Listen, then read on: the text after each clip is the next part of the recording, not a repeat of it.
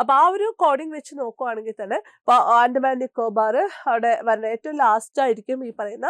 എന്നാലും ഈ 8 യൂണിയൻ ടെറിട്ടറീസിൽ ഒന്ന് ഏത് തന്നെയാണ്? ഡൽഹി തന്നെയാണ്. ഓക്കെ, 1950 നമ്മളുടെ റൈറ്റ് ടു പ്രോപ്പർട്ടി ആയിരുന്നു article 31. It was a fundamental right earlier. Hi friends, welcome to entry teaching exams YouTube channel. ഞാൻ ഷിജി. നമ്മൾ നോക്കിക്കൊണ്ടിരുന്നത് സെറ്റ് എക്സാമിന്റെ 2024 സെറ്റ് എക്സാമിന് വന്നിട്ടുള്ള ജനറൽ പേപ്പറിലെ GK ക്വസ്റ്റ്യൻസ് ആണ്. ഒരു ക്ലാസ്സിൽ നമ്മൾ കുറച്ച് ചോദ്യങ്ങൾ എക്സ്പ്ലെയിൻ ചെയ്തിരുന്നു. നമ്മൾക്ക് ബാലൻസ് ക്വസ്റ്റ്യൻസ് ഇന്ന് നോക്കാം. അപ്പോൾ ക്ലാസ് കേട്ടിട്ട് ഓരോ ക്വസ്റ്റ്യൻസും അതിന്റെ ആൻസർ മനസ്സിലാക്കുക. അതുപോലെ പിന്നീട് വരാൻ ചാൻസ് ഉള്ള മേഖലാ ചോദ്യങ്ങളാണെങ്കിൽ അതിന്റെ നോട്ടോ എക്സ്ട്രാ പോയിന്റ്സ് ഉണ്ടെങ്കിൽ അത് എഴുതിയെടുക്കാം. അപ്പൊ നമ്മൾക്ക് ആദ്യത്തെ ചോദ്യം നോക്കാം ഇന്നത്തെ ക്ലാസ്സിൽ. ഇത് യൂണിയൻ ടെറിട്ടറീസ് ഓഫ് ഇന്ത്യയുടെ കുറച്ച് യൂണിയൻ ടെറിട്ടറീസിന്റെ പേര് തന്നിട്ടുണ്ട്. അപ്പൊ അതിനെ ഒരു വലിപ്പത്തിന്റെ അടിസ്ഥാനത്തിൽ ഓർഡർ ചെയ്തെടുക്കുക എന്നുള്ളതാണ് പറഞ്ഞിരിക്കുന്നത്. അപ്പൊ നമുക്ക് ടോട്ടലി 8 യൂണിയൻ ടെറിട്ടറീസ് ആണ് ഇന്ത്യയിൽ ഉള്ളത്. അപ്പൊ അതില് 4 എണ്ണം ഇവിടെ തന്നിട്ടുണ്ട്. Andaman Nicobar, Puducherry, Lakshadweep, Dadra and Nagar Haveli, Daman and Diu. ആ 4th പേര് കണ്ടോ, ഭയങ്കര വലിപ്പം അല്ലെ. അപ്പൊ ദാദ്ര ആൻഡ് നാഗർ ഹവേലി ഒന്നായിട്ടും ദാമൻ ആൻഡ് ദിയു വേറെ ആയിട്ടാണ് കിടന്നിരുന്നത്.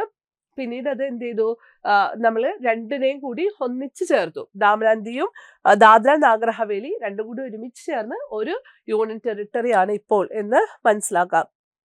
അവിടെ 1423, 1432 ഇങ്ങനെ ആൻസർ ഓപ്ഷൻസ് ആയിട്ട് തന്നിട്ടുണ്ട്. അപ്പൊ ഇവിടെ എപ്പോഴും ശ്രദ്ധിക്കുക, ലക്ഷദ്വീപ് ഏറ്റവും ഏരിയയിൽ ഏറ്റവും ചെറുതാണ്. അതുപോലെ ജമ്മു കാശ്മീർ നമ്മൾക്ക് ഏറ്റവും വലിയ ഏരിയ വൈസ് നോക്കുകയാണെങ്കിൽ ഏറ്റവും വലിയ യൂണിയൻ ടെറിട്ടറി ആണ്. അത് കഴിഞ്ഞാൽ വലിപ്പം വരുന്നത് ആൻഡമാൻ നിക്കോബാർ ഐലൻഡ്സ്, ആ ഭാഗത്തിനാണ് അത് കഴിഞ്ഞ് ഏറ്റവും വലിപ്പം വരുന്നത്. അപ്പൊ ആ ഒരു കോഡിംഗ് വെച്ച് നോക്കുവാണെങ്കിൽ തന്നെ ആൻഡമാൻ നിക്കോബാർ അവിടെ വരുന്ന ഏറ്റവും ലാസ്റ്റ് ആയിരിക്കും ഈ പറയുന്ന 3 വരുന്നത്. അപ്പൊ അതിനനുസരിച്ച് നോക്കിയിട്ട് എന്ത് ചെയ്യാം, ഓപ്ഷനിൽ നോക്കാം. ആൻസർ ഓപ്ഷൻ A ആണ്. അപ്പൊ നിങ്ങൾക്ക് അത് മനസ്സിലായി കാണും. ആൻഡമാൻ നിക്കോബാർ 1 എന്നുള്ളത് ലാസ്റ്റത്തെ 3 വരെ ലക്ഷദ്വീപ്, അതിനകത്ത് ദാദ്ര നാഗർ ഹവേലി, ദാമൻ ആൻഡ് ദിയു, എല്ലാം കൂടി കൂട്ടി 2 സെറ്റ് കൂട്ടിയിട്ട് ഒരുമിച്ച് ഒരെണ്ണം ആക്കിയതാണ്. സ്വാഭാവികമായും നെക്സ്റ്റ് വലിപ്പം അതിനായിരിക്കും ഈ ഒരു സെറ്റിൽ കിടക്കുമ്പോൾ മനസ്സിലാക്കേണ്ടത്. ദെൻ എന്താണ് പുതുച്ചേരി. അപ്പോൾ അതിന്റെ ആൻസർ ഓപ്ഷൻ A ആണ്. അപ്പൊ ഇവിടെ ജമ്മു കാശ്മീർ നിലവിൽ വന്ന കാരണം ജമ്മു കാശ്മീർ, ലഡാക്ക് 2 കേന്ദ്രഭരണ പ്രദേശങ്ങളായിട്ട് നിലവിൽ വന്നത് 2019 ഒക്ടോബർ 31 അതുപോലെ ഏരിയ വൈസ് നോക്കുകയാണെങ്കിൽ ഏറ്റവും ലാർജസ്റ്റ് കാശ്മീർ ആണ്. പിന്നെ ലഡാക്ക് അതും 2019 ഒക്ടോബർ 31 തന്നെ നിലവിൽ വന്നിട്ടുള്ളതാണ്. ഈ ലഡാക്ക് കേന്ദ്രഭരണ പ്രദേശങ്ങളിൽ വെച്ചിട്ട് ഏറ്റവും കൂടുതൽ അയൽ രാജ്യങ്ങളുമായിട്ട് ഇന്റർനാഷണൽ ബൗണ്ടറി ഷെയർ ചെയ്യുന്നത് ലഡാക്കാണ്. ഏറ്റവും കൂടുതൽ ഇന്റർനാഷണൽ ബൗണ്ടറി ഷെയർ ചെയ്യുന്ന യൂണിയൻ ടെറിട്ടറി അത് വരുമ്പോൾ ലഡാക്കാണ്. ചൈന, പാകിസ്ഥാൻ, അതുപോലെ അഫ്ഗാനിസ്ഥാൻ ഈ രാജ്യങ്ങളുമായിട്ടാണ് അതിർത്തി ഷെയർ ചെയ്യുന്നത്. പിന്നെ ദാദ്ര നാഗർ ഹവേലി, ദാമൻ ആൻഡ് ദിയു ഇതെല്ലാം കൂടി കൂട്ടി ഒരുമിച്ചാക്കി ഒരു യൂണിയൻ ടെറിട്ടറി ആക്കിയത് 2020 ജാനുവരി 26 ഓൺവേർഡ്സ് ആണ്. ക്യാപിറ്റൽ അതിന്റെ അപ്പൊ ടോട്ടലി ദാമനാണ്. അതുപോലെ ഈ യൂണിയൻ ടെറിട്ടറീസിന്റെ പ്രത്യേകത എന്താ, അവരുടെ ജൂറിസ്ഡിക്ഷനിൽ വരുന്ന ഹൈക്കോടതികൾ എപ്പോഴും അവർക്ക് സ്വന്തമായിട്ട് ഹൈക്കോർട്ട് ഉണ്ടാവണമെന്നില്ല. ഓക്കെ, അപ്പൊ ഇവിടെ മുംബൈ ഹൈക്കോർട്ടാണ് ഈ ഒരു പോർഷന്റെ കാര്യങ്ങൾ നോക്കുന്നത്. പിന്നെ ആൻഡമാൻ നിക്കോബാർ അവരുടെ കാര്യങ്ങൾ നോക്കുന്നത് നമുക്കറിയാം, കൊൽക്കത്ത ഹൈക്കോർട്ടാണ്. ഏറ്റവും ആദ്യത്തെ സമയം തുടങ്ങി നമുക്ക് നിലവിലുള്ള യൂണിയൻ ടെറിട്ടറിയാണ് ആൻഡമാൻ ആൻഡ് നിക്കോബാർ. ഒരുപാട് നാഷണൽ പാർക്കുകൾ ഒക്കെ ഉള്ള ഏരിയ വൈസ് തന്നെ വളരെ വലുതായിട്ടുള്ള ഒന്നാണ് ആൻഡമാൻ നിക്കോബാർ. 1956 നവംബർ 1 ഉള്ളതാണ്. ക്യാപിറ്റൽ പോർട്ട് ബ്ലെയർ ആണ്. സെക്കൻഡ് ലാർജസ്റ്റ് യൂണിയൻ ടെറിട്ടറി ആണ്. അതുപോലെ ആൻഡമാനും നിക്കോബാറും ഉണ്ട്. രണ്ടും 2 ദ്വീപ് സമൂഹമാണ്. അപ്പൊ അതിനെ സെപ്പറേറ്റ് ചെയ്യുന്നത് 10 ഡിഗ്രി ചാനലാണ്. അതും ഒരു ക്വസ്റ്റ്യൻ ആയിട്ട് നമുക്ക് നെക്സ്റ്റ് എക്സാമിന് പ്രതീക്ഷിക്കാം. അപ്പോൾ ഈ ഒരു ഏരിയ വൈസ് ഉള്ള കാര്യം, അതിന്റെ ഹൈക്കോർട്ട് എവിടെയാണ്, ഇത്തരം കാര്യങ്ങൾക്ക് കൂടുതൽ ഇമ്പോർട്ടൻസ് കൊടുക്കുക. പിന്നെ എപ്പോഴാണ് ദാദ്ര നാഗർ ഹവേലി, ദാമൻ ആൻഡ് ദിയു അത് ടോട്ടലി നിലവിൽ വന്നത്, അതുപോലെ നമ്മളുടെ കാശ്മീർ ഒരു യൂണിയൻ ടെറിട്ടറി ആയിട്ട് മാറിയ വർഷം, ലഡാക്ക് യൂണിയൻ ടെറിട്ടറി ആയിട്ട് മാറിയ വർഷം. അപ്പൊ ഇത് ഇത്രയും കാര്യങ്ങൾ പ്രത്യേകം ശ്രദ്ധിച്ച് നോട്ട് ഡൗൺ ചെയ്ത് വെക്കേണ്ടതാണ്. ഇനി ചണ്ഡീഗഡ് 1966 നവംബർ 1. ഈ ചണ്ഡീഗഡ് ആ ഏരിയയുടെ പ്രത്യേകത എന്താ, പഞ്ചാബിന്റെയും ഹരിയാനയുടെയും ക്യാപിറ്റൽ ചണ്ഡീഗഡ് ആണ്. ചണ്ഡീഗഡ് ഒരു കേന്ദ്രഭരണ പ്രദേശമായിട്ടും നിലകൊള്ളുന്ന ഒന്നാണ്. അപ്പൊ അതിന്റെ 3 വ്യത്യസ്ത അഡ്മിനിസ്ട്രേറ്റീവ് ഡിപ്പാർട്ട്മെന്റ്സ് ഇരിക്കുന്ന ഒരു സ്ഥലമാണ് ചണ്ഡീഗഡ്. ഡൽഹിക്ക് പ്രത്യേകം 1992 പദവി കൊടുത്തിട്ടുണ്ട്. നാഷണൽ ക്യാപിറ്റൽ ടെറിട്ടറി ആണ്, നമ്മുടെ യൂണിയൻ ടെറിട്ടറി ആണ്. അത് കൂടാതെ നാഷണൽ ക്യാപിറ്റൽ എന്നുള്ള ഒരു പ്രത്യേക പദവി കൂടി കൊടുത്ത് ഡൽഹി സെപ്പറേറ്റ് ആയിട്ട് വെച്ചിരിക്കുന്ന ഒരു കാര്യമാണ്. എന്നാലും ഈ 8 യൂണിയൻ ടെറിട്ടറീസിൽ ഒന്ന് ഏത് തന്നെയാണ്? ഡൽഹി തന്നെയാണ്. ഓക്കെ, 1956 നവംബർ 1 ഡൽഹി നിലവിലുണ്ട്. അതുപോലെ ഡൽഹിക്ക് സ്വന്തമായിട്ട് ഹൈക്കോർട്ട് ഉണ്ട് എന്നുള്ളതും കൂടി അവിടെ ശ്രദ്ധിച്ചേക്കുക. ലക്ഷദ്വീപ്, ഓക്കെ, ഞാൻ ഓൾറെഡി പറഞ്ഞു, അത് ഏറ്റവും സ്മോളസ്റ്റ് ആണ്. 1956 നവംബർ 1 ലക്ഷദ്വീപ് എന്തായി മാറിയത്? യൂണിയൻ ടെറിട്ടറി ആയിട്ട് മാറിയിട്ടുള്ളത്. ഇപ്പൊ ആൻഡമാൻ, ലക്ഷദ്വീപ്, ഡൽഹി ഇതൊക്കെ ഓൾറെഡി 1956 നവംബർ 1 തുടങ്ങി നമ്മുടെ യൂണിയൻ ടെറിട്ടറി ആയിട്ട് ഭാഗമായിട്ട് നിൽക്കുന്നതാണ്. പിന്നീട് ബാക്കിയുള്ളവ നിലവിൽ വന്ന വർഷങ്ങൾക്ക് വ്യത്യാസമുണ്ട്. ഏറ്റവും ലാസ്റ്റ് ആയിട്ട് ഫോം ചെയ്തത് ദാമൻ ആൻഡ് ദിയുവിന്റെ ഒപ്പം ഒരു ദാദ്ര നാഗർ ഹവേലി, അതിന്റെ ഒപ്പം എല്ലാം കൂടി കൂട്ടിച്ചേർത്തിട്ട് ഏറ്റവും ലാസ്റ്റ് ആയിട്ട് ഫോം ചെയ്തും കൂടി 2020 ജാനുവരി 26 അതും കൂടി പ്രത്യേകം അടുത്ത എക്സാമിന് വേണ്ടി നോട്ട് ഡൗൺ ചെയ്യേണ്ടതാണ്. ഓക്കെ, അതിന് പുതുച്ചേരി, അത് 1962 ഓഗസ്റ്റ് 16 നിലവിൽ വന്നു. പുതുച്ചേരി പ്രധാനമായിട്ടും 3 സംസ്ഥാനങ്ങളുടെ ഭാഗമായിട്ട്, കേരളം, കർണാടക, തമിഴ്നാട്, അങ്ങനെ 3 സംസ്ഥാനങ്ങളുടെ ഭാഗമായിട്ടാണ് അതിന്റെ പല വശങ്ങളും നിലകൊള്ളുന്നത്. എന്നാൽ പോലും മദ്രാസ് ഹൈക്കോർട്ടിന്റെ കീഴിലാണ് പുതുച്ചേരിയുടെ കാര്യങ്ങൾ വരുന്നത്. ഓക്കെ, അപ്പോ നമ്മളുടെ ആ ഒരു 8 യൂണിയൻ ടെറിട്ടറിയെ കുറിച്ച് ഒരു ഐഡിയ കിട്ടിയെന്ന് വിചാരിക്കുന്നു. Next question, environment protection act came into force in. അപ്പൊ നമ്മുടെ ഇതിന് മുൻപത്തെ ക്ലാസ് കണ്ടവർക്ക് അറിയാം, 2024 സെറ്റ് എക്സാമിന്, ജനുവരിയിൽ നടന്ന എക്സാമിന് ഒത്തിരി ക്വസ്റ്റ്യൻ ആയി എൻവയോൺമെന്റ് റിലേറ്റഡ് ആയിട്ട് ചോദിക്കുന്നു. അപ്പൊ എഗൈൻ അനദർ ക്വസ്റ്റ്യൻ കൂടി അവിടെ ഉണ്ട്. എൻവയോൺമെന്റൽ പ്രൊട്ടക്ഷൻ ആക്ട് ഇന്ത്യയിൽ എന്നാണ് നിലവിൽ വന്നത്? ഇതാണ് ചോദ്യം. 1986 അതിന്റെ ആൻസർ വരുന്നത് സി ആണ്. അതുപോലെ എൻവയോൺമെന്റൽ പ്രൊട്ടക്ഷൻ ആക്ട് 1986 നിലവിൽ വന്നു എന്നുള്ളത് വ്യക്തമായിട്ട് പഠിച്ചേക്ക്, റെപ്പിറ്റേഷൻ ചാൻസ് ഉള്ള ഒരു ക്വസ്റ്റ്യൻ ആണ്. പിന്നെ ഇന്ത്യയുമായിട്ട് ബന്ധപ്പെട്ട മറ്റുള്ള ആക്ടുകൾ, എൻവയോൺമെന്റൽ ആക്ടുകൾ, ഇപ്പോൾ എയർ ആക്ട് 1981 ഉണ്ട്. അതിന്റെ തന്നെ 87 ഈ എയർ ആക്ടിന്റെ ഒരു അമെന്റ്മെന്റ് വന്നിട്ടുണ്ട്. അതുപോലെ ഭോപ്പാൽ ട്രാജഡി, അത് മീഥൈൽ ഐസോസൈനേറ്റ് എന്നുള്ള എമിഷൻ സംഭവിച്ചിട്ട് ഒരുപാട് ആൾക്കാർ മരിച്ച ഒരു സംഭവമാണ്. 1984 ഡിസംബറിലാണ് അത് ഉണ്ടായത്. Tiwari committee related to what? എന്താണ്? എൻവയോൺമെന്റുമായിട്ട് ബന്ധപ്പെട്ട് ഒരു ഡിപ്പാർട്ട്മെന്റ് ഫോം ചെയ്യണം എന്ന് നമുക്ക് റെക്കമെൻഡേഷൻ തന്ന കമ്മിറ്റിയാണ്. അപ്പൊ ആ ഡിപ്പാർട്ട്മെന്റ് 1981 എസ്റ്റാബ്ലിഷ്ഡും ആണ് കേട്ടോ. അതുപോലെ ഇൻസെക്ടിസൈഡ് ആക്ട് 1968, അത് പിന്നെ അധികം വരാറില്ല. Wild life protection act 1972, water prevention and control of pollution act 1974 വന്നു. പിന്നീട് അത് അമെൻഡ് ചെയ്തിട്ടുണ്ട് 1988. ഇന്ത്യൻ ഫോറസ്റ്റ് ആക്ട് ശ്രദ്ധിക്കുക, ഇത് 1927 ആണ്. വളരെ ശ്രദ്ധിക്കുക, അതിന്റെ അമെൻമെന്റ് 88 ഉണ്ടായിരുന്നത്. നമ്മളിപ്പോൾ ഫോളോ ചെയ്യുന്നത് ഇന്ത്യൻ ഫോറസ്റ്റ് ആക്ട് 1927, ബ്രിട്ടീഷുകാരുടെ കാലത്ത് വന്നിട്ടുള്ള നിയമമാണ്. പിന്നീട് അതിന്റെ അമെൻമെന്റ് 1988 കൊണ്ടുവന്നിട്ടുള്ളത്. അപ്പോൾ എൻവയോൺമെന്റൽ പ്രൊട്ടക്ഷനായിട്ട് ബന്ധപ്പെട്ട് ഒരുപാട് നിയമങ്ങൾ ഇന്ത്യയിലുണ്ട്. അത് വന്ന വർഷങ്ങളും നമുക്ക് പഠിക്കേണ്ടതാണ്. ഓക്കെ, ഇനി അടുത്ത കോൺസ്റ്റിറ്റ്യൂഷനുള്ള ചോദ്യമാണ്. Preamble of the constitution of India has been amended only once so far by the constitutional amend act of dash. അതായത് ഇയറും എഴുതണം, നമ്മൾ അവിടെ എന്തും എഴുതണം, ആ ഒരു അമെൻമെന്റിന്റെ നമ്പറും എഴുതണം. അപ്പം ഏറ്റവും ഇമ്പോർട്ടന്റ് ആയിട്ടുള്ള അമെൻമെന്റ്സിൽ നിന്ന് മാത്രമാണ് ചോദ്യങ്ങൾ വരിക. അപ്പൊ അത് ഒന്നില്ലെങ്കിൽ റീസെന്റ് ആയിട്ടുള്ള അമെൻമെന്റ്സ് അവിടെ ചോദ്യങ്ങൾ വരാൻ ചാൻസ് ഉണ്ട്, അല്ലെങ്കിൽ പ്രീവിയസ് നമ്മൾ കുറച്ച് അമെൻമെന്റ്സ് ഇത്ര ഇമ്പോർട്ടന്റ് എന്നുള്ള രീതിയിൽ കോമ്പറ്റേറ്റീവ് എക്സാംസിന് വേണ്ടിയിട്ട് പഠിക്കാറുണ്ട്. അപ്പൊ ഇതിപ്പോ ചോദ്യം വന്നിരിക്കുന്നത് 42nd അമെൻമെന്റ് 1976 ആണ്. അതായത് ഈ ചോദ്യത്തിന്റെ ആൻസർ ഇവിടെ ഓപ്ഷൻ ബി ആണ്. 42ാമത്തെ ഭേദഗതി 1976 ഇന്ദിരാഗാന്ധിയുടെ സമയത്ത് കൊണ്ടുവന്ന അമെൻമെന്റ് ആണിത്.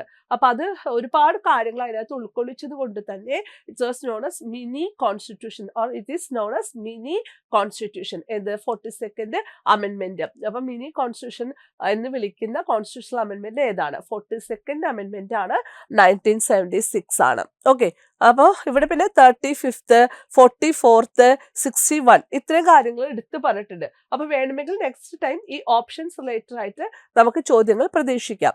അപ്പൊ ഈ 35th അമെൻമെന്റ് എന്ന് പറയുമ്പോൾ 42nd അമെൻമെന്റ് ഇപ്പൊ ഞാൻ പറഞ്ഞു.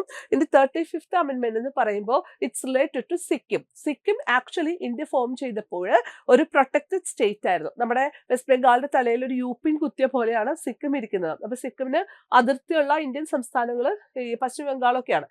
അപ്പോൾ സിക്കിം ശരിക്കും പറഞ്ഞു കഴിഞ്ഞാൽ ചൈനയുടേതാണെന്നുള്ള ക്ലെയിം ഒക്കെ ഉണ്ടായിരുന്നു. അപ്പൊ അതുകൊണ്ടൊരു പ്രൊട്ടക്റ്റഡ് സ്റ്റേറ്റ് എന്നുള്ള രീതിയിലാണ് നമ്മൾ സിക്കിമിനെ നിലനിർത്തിയിരുന്നത്. അത് കഴിഞ്ഞ് ഈ കോൺസ്റ്റിറ്റ്യൂഷണൽ അമെന്റ്മെന്റിലൂടെ സിക്കിമിന് നമ്മളൊരു സ്വന്തം നമ്മുടെ ഒരു സ്റ്റേറ്റ് ആയിട്ട് മാറ്റി അസോസിയേറ്റ് സ്റ്റേറ്റ് എന്നുള്ള സ്റ്റാറ്റസ് അവിടെ കൊടുക്കുകയാണ് ചെയ്തിട്ടുള്ളത്. ഓക്കെ, പിന്നെ 44th അമെന്റ്മെന്റ് 1978. അപ്പൊ നമുക്കറിയാം ഇന്ദിരാഗാന്ധി 42nd അമെന്റ്മെന്റിൽ കുറെ കാര്യങ്ങളൊക്കെ കൊണ്ടുവന്നിരുന്നു. അപ്പൊ അതിൽ പലതും എന്താണ് കുറച്ചുകൂടി ആളുകൾക്ക് നല്ലതല്ല എന്ന് ചിന്തിച്ചിട്ട് മൊറാർജി ദേശായി ഗവൺമെന്റ്, ജനതാ പാർട്ടിക്ക് കീഴിലുള്ള മൊറാർജി ദേശായി ഗവൺമെന്റ് എന്ത് ചെയ്തു, ഈ 44th അമെന്റ്മെന്റിലൂടെ കുറെ കാര്യങ്ങൾക്ക് മാറ്റം വരുത്തി. അതാണ് അതിന്റെ ഹൈലൈറ്റ് എന്ന് പറയുന്നത്. അതേപോലെ കാരണം അത് കോൺഗ്രസ് ഇതര മന്ത്രിസഭയാണ്, അവരാണ് ഈ 44th അമെന്റ്മെന്റ് കൊണ്ടുവന്നിരിക്കുന്നത്. അപ്പൊ ഇന്ത്യയുടെ ആ ഒരു കോൺസ്റ്റിറ്റ്യൂഷണൽ അമെന്റ്മെന്റിൽ വെച്ചിട്ട് 44th അമെന്റ്മെന്റ് 1978 ഒരുപാട് പ്രാധാന്യമുണ്ട്. പ്രത്യേകിച്ചും ഈ എമർജൻസി ഒക്കെ പ്രഖ്യാപിക്കുമ്പോൾ ഇന്റേണൽ ഡിസ്റ്റർബൻസ് എന്നുള്ള ഒരു വാക്കിന് പകരമായിട്ട്, അതായത് എന്തെങ്കിലും പ്രോബ്ലംസ് ഉണ്ടാകുമ്പോൾ എമർജൻസി പ്രഖ്യാപിക്കാം എന്നുള്ളത് ഒരു അവ്യക്തമായിട്ട് കിടക്കുന്ന ഒരു കാര്യമാണ്. അപ്പൊ എപ്പോഴെങ്കിലും എമർജൻസി പ്രഖ്യാപിക്കാം. അപ്പൊ ആ ഒരു രീതി ഒഴിവാക്കാൻ വേണ്ടിയിട്ട് ആംഡ് റെബല്യൻ എന്നുള്ള വാക്ക്, പ്രത്യേകിച്ചും യൂണിയൻ എന്നുള്ള വാക്ക്, ഇതൊക്കെ അവിടെ എഴുതി ചേർക്കുവാണ്. എന്ന് വെച്ച് കഴിഞ്ഞാൽ ആ യൂണിയൻ ക്യാബിനറ്റ് പറഞ്ഞാലാണ് എന്ത് ചെയ്യാൻ പറ്റും, അവരുടെ കൂടി സൈൻ ഇട്ടൊരു പേപ്പർ ഉണ്ടെങ്കിലാണ് രാഷ്ട്രപതിക്ക് എന്ത് ചെയ്യാൻ പറ്റുള്ളൂ, എമർജൻസി പ്രഖ്യാപിക്കാനായിട്ട് സാധിക്കുള്ളൂ. അപ്പൊ അത്തരം കാര്യങ്ങളൊക്കെ ഇമ്പോർട്ടന്റ് ആയിട്ടുള്ള കുറച്ച് കാര്യങ്ങളൊക്കെ എഴുതി ചേർത്ത് കൊണ്ടുവന്ന ഒരു അമെന്റ്മെന്റ് ആണ് 44th അമെന്റ്മെന്റ്. അതുപോലെ ആർട്ടിക്കിൾ 31 റിപ്പീൽ ചെയ്തു എന്നുള്ളത് അവിടെ ശ്രദ്ധിക്കുക. എന്താണ് ആർട്ടിക്കിൾ 31? നമ്മളുടെ റൈറ്റ് ടു പ്രോപ്പർട്ടി ആയിരുന്നു article 31. It was a fundamental right earlier. ഈ ആർട്ടിക്കിൾ 31 അവര് റിപ്പീൽ ചെയ്തപ്പോൾ അത് 300A എന്നുള്ള ഒരു ഇതിലേക്ക് മാറ്റിവെച്ചു. എന്നിട്ട് അതൊരു എല്ലാവർക്കും അവകാശമുണ്ട്, പക്ഷെ എന്തല്ല, അതൊരു ഫണ്ടമെന്റൽ റൈറ്റ് അല്ല. കാരണം ഫണ്ടമെന്റൽ റൈറ്റ് ആണെങ്കിൽ റൈറ്റ് ടു പ്രോപ്പർട്ടി എന്ന് പറയുമ്പോൾ നമുക്ക് എല്ലാവർക്കും അത് ക്ലെയിം ചെയ്യാനായിട്ട്, കോടതിയെ സമീപിക്കാനായിട്ട് അങ്ങനെയൊക്കെ ഉള്ളൊരു ഇത് വരും. അപ്പോൾ കുറച്ചുകൂടി ഒരു ഈസി മെത്തേഡ് എപ്പോഴും എന്താണ്, ഈ 31 എടുത്ത് മാറ്റുന്നതായിരുന്നു. അപ്പൊ അതുകൊണ്ട് 31 റിപ്പീൽ ചെയ്യാണ് മൊറാർജി ദേശായി ഗവൺമെന്റ് ഈ അമെന്റ്മെന്റിലൂടെ ചെയ്തിട്ടുള്ളത്. ഇനി നെക്സ്റ്റ് അമെന്റ്മെന്റും വളരെ ഇമ്പോർട്ടന്റ് ആണ്, 61st അമെന്റ്മെന്റ്. ഇതില്ലാത്ത ഒരു കോമ്പറ്റേറ്റീവ് എക്സാം ക്വസ്റ്റ്യൻ പേപ്പർ നമുക്ക് കിട്ടാൻ തന്നെ പാടാണ്. 61st അമെന്റ്മെന്റ് 1988 ആണ്, രാജീവ് ഗാന്ധിയുടെ സമയത്താണ് കൊണ്ടുവന്നത്. 1989 തുടങ്ങിയിട്ടാണ് അത് പ്രാബല്യത്തിൽ വന്നിട്ടുള്ളത്. നമ്മുടെ വോട്ടിംഗ് ഏജ് എന്താണ്, യൂണിവേഴ്സൽ അഡൽട്ട് ഫ്രാഞ്ചൈസ് എന്ന് പറയുന്ന നമ്മുടെ ആ ഒരു കാര്യം, നമുക്ക് വോട്ടിംഗ് എല്ലാവർക്കും റൈറ്റ് ഉണ്ട്. അപ്പൊ അത് 21 വയസ്സായിരുന്നു ആദ്യം. ആ 21 വയസ്സിൽ നിന്ന് 18 വയസ്സായിട്ട് വോട്ടിംഗ് ഏജ് റെഡ്യൂസ് ചെയ്തത് രാജീവ് ഗാന്ധിയാണ് through 61st amendment of our constitution 1988. ഇപ്പൊ നമ്മുടെ ഈ ഒരു സെറ്റിന്റെ ഈ ഒരു സെക്കൻഡ് ക്ലാസ്സും ഫസ്റ്റ് ക്ലാസ്സും നോക്കിയാൽ തന്നെ കോൺസ്റ്റിറ്റ്യൂഷനിൽ ഇനി അടുത്ത എക്സാമിന് വരാനുള്ള ഒരുപാട് പോയിന്റുകൾ നിങ്ങൾക്ക് കിട്ടും. അപ്പൊ ഇത് ബേസ് ആയിട്ട് എപ്പോഴും വരുന്ന ചോദ്യങ്ങൾ ഉള്ള ഭാഗമാണ്. അപ്പൊ വിട്ടുകളയാതെ പഠിച്ചെടുക്കുക കേട്ടോ. അടുത്ത ചോദ്യം, അജന്ത എല്ലോറ കേവ്സിലുള്ള പെയിന്റിങ്സിനെ കുറിച്ചിട്ടാണ്. അപ്പൊ നമുക്കറിയാം ബുദ്ധമത റിലേറ്റഡ് ആയിട്ടുള്ള പെയിന്റിങ്സ് ഒക്കെ നമ്മളവിടെ കാണുന്നത്. അപ്പൊ ഇത് ഏത് രാജാക്കന്മാരുടെ കാലത്തു നിന്നാണ് ഈ ഒരു പെയിന്റിങ്സ് ചെയ്തിട്ടുള്ളതെന്നാണ് ക്വസ്റ്റ്യൻ. അപ്പൊ അത് ആൻസർ പറയാണ്. അപ്പൊ ഈ രാജാക്കന്മാരുടെ ഭരണത്തെ കുറിച്ച് അങ്ങനെ കാര്യമായിട്ട് ഡീറ്റെയിൽ ആയിട്ട് പഠിക്കാനൊന്നും നമ്മളോട് പറഞ്ഞിട്ടില്ല. ഇടയ്ക്കിടയ്ക്ക് ഇത്തരം ചോദ്യങ്ങൾ നമുക്കവിടെ പ്രതീക്ഷിക്കാം. അപ്പൊ ഇത് ചാലൂക്യാസിന്റെ സമയത്താണ് എന്ത് ചെയ്തിരിക്കുന്നത്, അജന്ത എല്ലോറ കേവ്സ് അവിടെയുള്ള ആ പെയിന്റിങ്സ് ചെയ്തിരിക്കുന്നത് കേട്ടോ. ചാലൂക്യാസിന്റെ സമയത്ത് ഉള്ള ഒരു വർക്കാണ് എന്നുള്ളത് മനസ്സിലാക്കാം. Next, match list 1 with list 2. അപ്പൊ ഇവിടെ എന്താണ് കുറച്ച് റൈറ്റിംഗ്സ് ആണ്. അപ്പൊ അതിന്റെ ഓതേഴ്സിനാണ് ഇവിടെ തന്നിരിക്കുന്നത്. അപ്പൊ നമുക്ക് അവിടെ മാച്ച് ചെയ്യാം. ഇങ്ങനെയുള്ള കാര്യങ്ങൾ നമുക്ക് എല്ലാം ബൈഹാർട്ട് ചെയ്ത് പോകാനായിട്ട് പറ്റത്തില്ല. അപ്പം കുറച്ച് ഫേമസ് പേഴ്സണാലിറ്റീസിന്റെ കുറച്ച് വർക്കുകൾ നമ്മൾ നോക്കി വെക്കുക. പിന്നെ പ്രീവിയസ് ഇതുപോലെയുള്ള വന്നേക്കുന്ന ചോദ്യങ്ങൾ നോക്കി വെക്കുക. അപ്പോൾ നമ്മൾക്ക് അതുപോലെ ഏതെങ്കിലും 1-2 കാര്യങ്ങൾ നമുക്ക് പരിചയമുള്ളത് കാണും. അതിനെ ആദ്യം മാച്ച് ചെയ്ത് നോക്കുക. ഓക്കെ, അപ്പൊ വി ദ പീപ്പിൾ ഒക്കെ നാനി പൽക്കിവാലയുടെ റൈറ്റിംഗ് ഒക്കെയാണ്. അപ്പൊ വിങ്സ് ഓഫ് ഫയർ ഫേമസ് ആണ് അല്ലെ.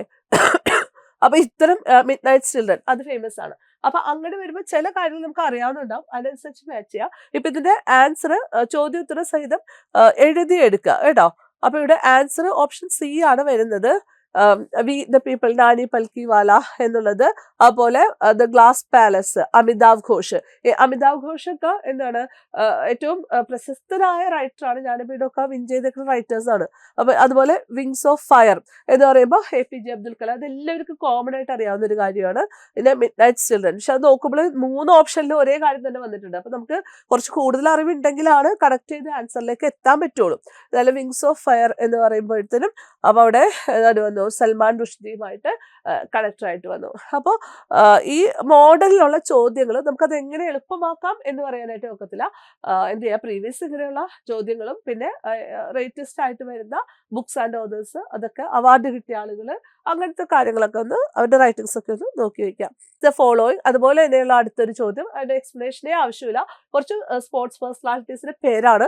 നൊവാക് ജോക്കോവിച്ച്, Michael Fred, Travis head, Robert. അപ്പൊ ഇവരുടെയൊക്കെ പേര് വന്നിട്ടുണ്ട്. ഇവരൊക്കെ സ്പോർട്സ് പേഴ്സണാലിറ്റീസ് ആണ്, ഫേമസ് ആയിട്ടുള്ള എമിനന്റ് പേഴ്സണാലിറ്റീസ് ആണ് ഇവരൊക്കെ. അപ്പൊ ഇവരൊക്കെ ജന്മദേശം അല്ലെങ്കിൽ നേറ്റീവ് രാജ്യം, കൺട്രി ഏത് എന്നുള്ളതാണ് ചോദ്യം. ആൻസർ ഓപ്ഷൻ ഡി ആണ്. എല്ലാവർക്കും അറിയാവുന്നതായിരിക്കും, പ്രത്യേകിച്ച് അങ്ങോട്ട് വായിക്കേണ്ട ആവശ്യമില്ല. നൊവാക് ജോക്കോവിച്ച് സെർബിയക്കാരനാണ്. അപ്പൊ ആ ഏരിയയിൽ ഇൻട്രസ്റ്റ് വേണമെന്നില്ല. എമിനന്റ് ആയിട്ടുള്ള സ്പോർട്സ് പേഴ്സണാലിറ്റീസിനെ എല്ലാവർക്കും ഈ കോമ്പറ്റീവ് എക്സാംസ് പോകുമ്പോൾ നമ്മൾ കറണ്ട് അഫയേഴ്സിൽ വരെ ഇന്ന ആൾക്ക് ഇന്നത് കിട്ടി എന്ന് നമ്മൾ പഠിച്ചുകൊണ്ട് പോകുന്നതാണ്. അപ്പൊ അയാൾ ഇന്ന രാജ്യക്കാരനാണ് എന്നുള്ളത് നമ്മൾ ആ ഒരു കണ്ടന്റിൽ പഠിക്കുന്നതാണ്. അപ്പൊ അതിൽ നിന്ന് എടുത്തിട്ട് ഈ ഒരു ചോദ്യം കിട്ടുന്നേ ഉള്ളൂ. അപ്പോൾ who was the first Ramon Magsaysay award winner? അത് എക്സ്പ്ലനേഷൻ നീഡഡ് ആയിട്ടുള്ള ചോദ്യമാണ്. ഈ മാഗ്സസെ അവാർഡ് എന്ന് പറയുന്നത് നമ്മളോട് ശ്രദ്ധിക്കേണ്ടത് ഏത് രാജ്യമാണ് കൊടുക്കുന്നത്? ഫിലിപ്പൈൻസ് ആണ് കൊടുക്കുന്നത്. അപ്പോൾ ഫിലിപ്പൈൻസുകാരാണ് ഈ അവാർഡ് കൊടുക്കുന്നത്. അതിന്റെ ലാസ്റ്റ് വിന്നർ അല്ലെങ്കിൽ ഫസ്റ്റ് വിന്നർ, ഇതൊക്കെയാണ് സാധാരണഗതിയിൽ ചോദിക്കാറ്. അതുപോലെ അവിടെ നോക്കി വെക്കേണ്ട ഒരു കാര്യം, ഇന്ത്യക്കാരായിട്ട് ആർക്കൊക്കെ മാഗ്സസെ അവാർഡ് കിട്ടിയിട്ടുണ്ട് എന്നുള്ളത് അവിടെ നോക്കി വെക്കുക ഫോർ ദ നെക്സ്റ്റ് എക്സാം. അപ്പൊ ഇതിൽ ഞാനിപ്പോ ഇതിന്റെ ആൻസർ പറയുന്നുള്ളൂ, വിനോബ ഭാവെയാണ്. പിന്നെ ഞാനിവിടെ എക്സ്ട്രാ ആൻസർ പറയുന്നത് ഫിലിപ്പൈൻസ് ആണ് ഇത് പ്രൊവൈഡ് ചെയ്യുന്നത്. 1957 ഓൺവേർഡ്സ് ആണ് കൊടുക്കാൻ ആരംഭിച്ചിട്ടുള്ളത്. പിന്നെ 2023 doctor R Ravi Kannan along with other 3 വേറെ 3 രാജ്യക്കാരായിട്ടുള്ള 3 പേരും കൂടി അതിനകത്തുണ്ട്. അപ്പൊ അതില് നമ്മുടെ ഇവിടെ അസം ഭാഗത്തൊക്കെ ഈ ക്യാൻസർ റിസർച്ചുമായിട്ട് ബന്ധപ്പെട്ട് പ്രവർത്തിക്കുന്ന ഒരു ആളാണ് ഈ പറയുന്ന ഡോക്ടർ ആർ രവി കണ്ണൻ എന്ന് പറയുന്നത്. അപ്പൊ അദ്ദേഹം കൂടി എന്താണ് ഇതിന്റെ ഒരു വിന്നർ ആണ് എന്നുള്ളത് ശ്രദ്ധിക്കാനായിട്ടാണ് ലാസ്റ്റ് വിന്നറിന്റെ പേരിൽ ഞാൻ നമ്മുടെ ഇവിടെ നിന്നുള്ള ആളുടെ പേര് ഉൾപ്പെടുത്തിയത് കേട്ടോ. NLM സ്റ്റാൻഡ്സ് ഫോർ, എന്തായാലും എന്താ, വിദ്യാഭ്യാസമായിട്ട് ബന്ധപ്പെട്ട ചോദ്യമാണ്, ഇന്ത്യൻ പൊളിറ്റിക്സുമായിട്ട് ബന്ധപ്പെട്ടൊരു ചോദ്യമാണ്. കാരണം ഇത് നാഷണൽ ലിറ്ററസി മിഷൻ രാജീവ് ഗാന്ധിയുടെ സമയത്ത് 7th 5-year പ്ലാനിൽ ആ ഒരു ടൈമിൽ സ്റ്റാർട്ട് ചെയ്ത ഒന്നാണ്. അപ്പൊ എല്ലാവരെയും സാക്ഷരത അല്ലെ അടിസ്ഥാനപരമായിട്ട് എഴുത്തും വായനയും പഠിപ്പിക്കുക എന്നുള്ള സാക്ഷരതാ മിഷൻ ആരംഭിച്ച ആ ഒരു കൊല്ലമായിരിക്കാം ചോദിക്കുക, അല്ലെങ്കിൽ അതിന്റെ ഫുൾ ഫോമും ചോദിക്കാവുന്നതാണ്, അല്ലെങ്കിൽ കൊണ്ടുവന്ന പ്രധാനമന്ത്രി ചോദിക്കാവുന്നതാണ്. അപ്പൊ നാഷണൽ ലിറ്ററസി മിഷൻ ആണ് NLM. അത് 1988 7th പ്ലാനിന്റെ ടൈമിൽ വന്നതാണ്. Next, the theme of Yashpal committee report is. ഈ യശ്പാൽ കമ്മിറ്റി എന്ന് പറയുന്നത് എഡ്യൂക്കേഷൻ റിലേറ്റഡ് കമ്മിറ്റി ആണ്. അവിടെ 2 കാര്യങ്ങൾ ശ്രദ്ധിക്കാനുണ്ട്. എന്ന് വെച്ചാൽ 2 കമ്മിറ്റി ഉണ്ട്, ഇതേ പേരിൽ തന്നെ 2 കമ്മിറ്റി ഉണ്ട്. അപ്പോൾ ഇത് യശ്പാൽ കമ്മിറ്റിയുടെ ഈ ഒരു ചോദ്യത്തിൽ നിന്ന് നമുക്ക് ആ ഓപ്ഷനിൽ ആൻസറിലേക്ക് എത്താം. എന്ന് വെച്ച് കഴിഞ്ഞാൽ എന്താണ്, ബേർഡൻ കുറയ്ക്കാം. അതായത് ഒരു സ്കൂൾ അസറ്റ്സ് എന്ന് പറയുന്നത് മൊത്തം ഒരു പബ്ലിക് അസറ്റ് ആയിട്ട് കണക്കാക്കുക, കുട്ടികളുടെ സ്കൂൾ ഹോംവർക്ക് കാര്യങ്ങൾ, അത് അത്ര ബേർഡൻ കുറയ്ക്കുക എന്നുള്ളതാണ് അവിടെ അദ്ദേഹം ഉദ്ദേശിക്കുന്നത് യശ്പാൽ കമ്മിറ്റി റിപ്പോർട്ടിൽ. അപ്പൊ ബേർഡൻ കുറയ്ക്കുക, എന്താ ഈ ഹോംവർക്ക് കാര്യങ്ങളൊക്കെ ഉണ്ടല്ലോ, അതിന്റെയൊക്കെ ഒരു ഭാരം കുറയ്ക്കുക. അതുപോലെ ഭാഷ പഠിപ്പിക്കുകയാണെങ്കിൽ ആ ഭാഷ നമ്മുടെ സംസാരിക്കുന്ന ഒരു ഒഫീഷ്യൽ ഇത് കാര്യങ്ങൾ, അല്ലെങ്കിൽ ലോക്കലായിട്ട് നമ്മൾ സംസാരിക്കുന്ന ഒരു ഭാഷ, അതൊക്കെ ഒരു കമ്മ്യൂണിക്കേറ്റ് ചെയ്യുന്ന ആ ലാംഗ്വേജിന്റെ വശങ്ങളെല്ലാം തന്നെ കുട്ടികളിലേക്ക് ഈസി ആയിട്ട് എത്തിക്കുക. അത്ര ഗ്രാമർ അല്ലാതെ കുറച്ചുകൂടി ഈസി ആയിട്ട് കാര്യങ്ങൾ എത്തിക്കുക എന്നുള്ളതാണ് അവിടെ ഉദ്ദേശിക്കുന്നത്. അപ്പൊ യശ്പാൽ കമ്മിറ്റി 1993 ചോദ്യമാണ് ഇവിടെ ചോദിച്ചിരിക്കുന്നത്. അതുപോലെ ഹോംവർക്ക് കുറയ്ക്കുക, ബേർഡൻ കുറയ്ക്കുക, ലാംഗ്വേജ് ടെക്സ്റ്റ് ബുക്കുകൾ സ്പോക്കൺ ലാംഗ്വേജ് കറക്റ്റ് ആയിട്ട് റിഫ്ലക്ട് ചെയ്യേണ്ട ഒന്നാണ്. നാഷണൽ അഡ്വൈസറി കമ്മിറ്റി എന്നാണ് ഇത് അറിയപ്പെടുന്നത്. അതുപോലെ 2008 എന്തുണ്ട്, ഒരു യശ്പാൽ കമ്മിറ്റിയും കൂടി ഉണ്ട്. അപ്പൊ 2008 യശ്പാൽ കമ്മിറ്റി എന്ന് പറയുമ്പോൾ ഹയർ എഡ്യൂക്കേഷനിൽ റിഫോംസ് പറയാൻ വേണ്ടി അപ്പോയിന്റ് ചെയ്ത കമ്മിറ്റിയാണ് കേട്ടോ. അപ്പൊ 2008 കമ്മിറ്റിയുടെ ക്വസ്റ്റ്യൻ അല്ല ചോദിച്ചത്. ഏത് ചോദിച്ചത്? 1993 അപ്പോയിന്റ് ചെയ്ത കമ്മിറ്റിയുടെ സജഷൻ ആണ് നമ്മളോട് ചോദിച്ചിട്ടുള്ളത്. പ്രധാനമായിട്ടും എഡ്യൂക്കേഷൻ റിലേറ്റഡ് ആയിട്ടുള്ള ഒരു കണ്ടന്റ് ആണ്. ഓക്കെ, അപ്പൊ നമ്മൾ കുറച്ച് ചോദ്യങ്ങൾ ഇന്ന് ഡിസ്കസ് ചെയ്തു. ഇന്ന് നമുക്ക് ഒരു ക്ലാസ്സിൽ കൂടി GK പോയിന്റ്സ് ഈ പറയുന്ന ക്വസ്റ്റ്യൻ പേപ്പറിൽ ഡിസ്കസ് ചെയ്യാനുണ്ട്. അപ്പൊ നമ്മൾക്ക് ഇപ്പോൾ ഇത് വൈൻഡപ്പ് ചെയ്യാം. നിങ്ങൾ നോട്ടൊക്കെ എഴുതിയെടുത്ത് ഇത് പഠിച്ചെടുക്കുക. അടുത്ത സെറ്റ് എക്സാമിന് വേണ്ടി നന്നായിട്ട് തയ്യാറെടുക്കുക. Okay, bye, thank U.